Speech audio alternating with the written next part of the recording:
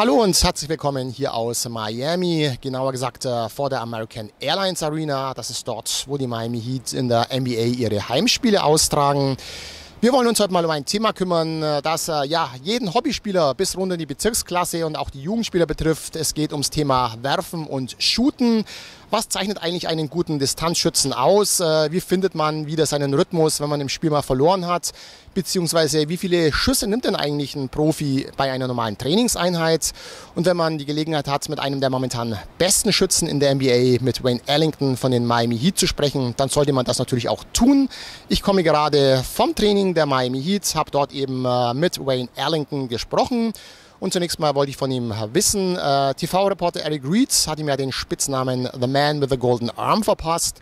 Und deshalb habe ich mal gefragt, wie gut ihm denn eigentlich dieser Spitzname gefällt. Yeah, I do. I feel like it's an honor, you know.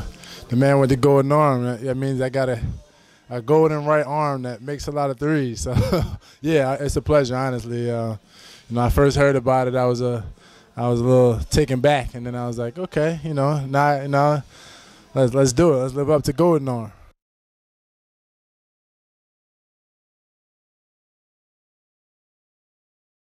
Honestly, there's no secret to success. It's all hard work. A lot of extra work, reps. You also gotta. It's an art as well. Shooting is an art. So you gotta watch film. You gotta learn footwork. You gotta learn how to small things like how to get your shot off faster and how to be more accurate and be consistent. So those are three things that I really focus on and I really work at every single day.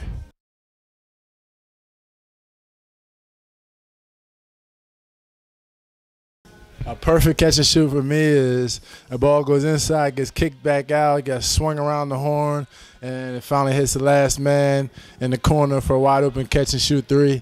That's just beautiful basketball.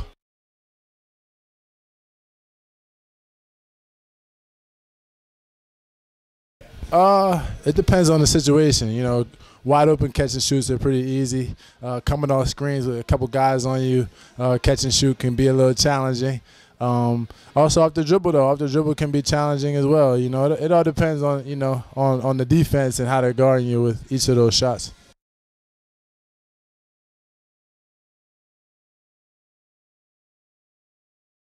First shot of the game is not so important. I used to count on that when I was younger, but then now it's now for me the first shot is like a relief. Even if it doesn't go in, it's like you get it out the way. So now it's like, okay, got that one out. Now let's get to it. It's one of those all right, crack the game open kind of shots.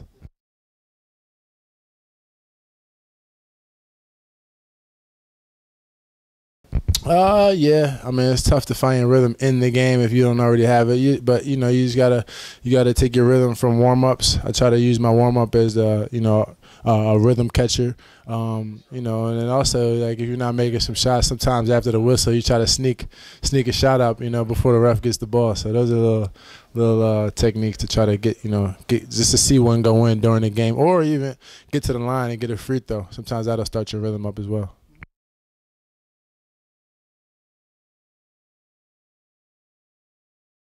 It depends. In practice, not so many, but before and after practice is when I'll get most of my work in. So, regular practice day, it can go from. It depends. It depends on the day. What we do in practice. You gotta manage the workload. So sometimes it could be 500 shots before or after practice. Sometimes a little less. Sometimes a little more. So, it just depends on what's going on.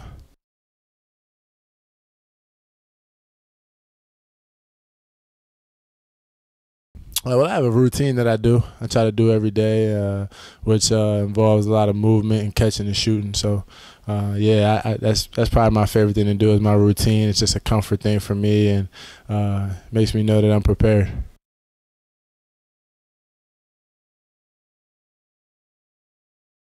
The best shooter in NBA history? Oh man, that's a tough question, man. There's been so many great shooters that have come through the NBA.